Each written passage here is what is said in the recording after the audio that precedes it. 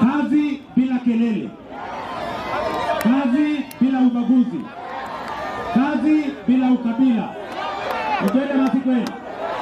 Tuko na wale majamaa wengine yao ni kelele bila kazi, matusi bila kazi, ukabila bila kazi. Tunaelewana? Nyinyi watu hapa Nairobi mko upande gani?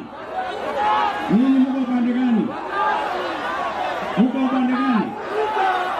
Wale watu wa makelele? Nyinyi mko mahali ya watu wa kazi? Hapo kwa mahali ya watu wa kazi? Angapo wanasema mko mahali ya kazi? Namna hiyo.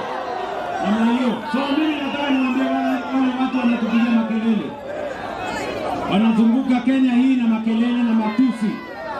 Mimi nataka niwaambie, endelesheni polepole my friends. Mambo bado.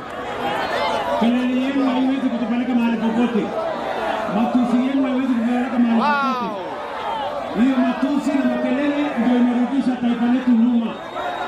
Sisi tunataka kupanga vile tunaenda mbele. Tunaelewana my friends?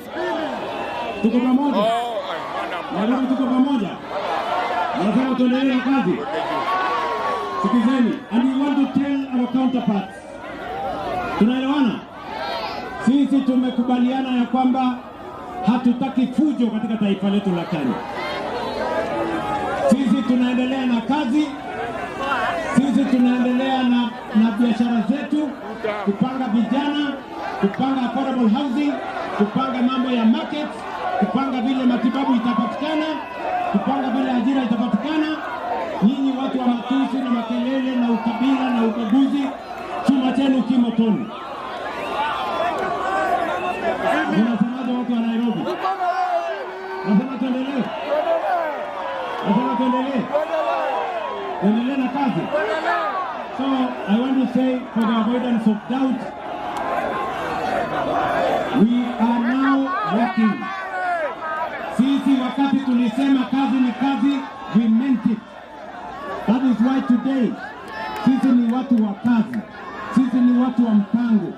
Tuko na sera, tuko na agenda, tuko na maono. We have a track record for what we have done. We can account for our present, and we have a plan and an agenda and a program for the future. Our competitors, they neither have a track record for anything they have done in the past.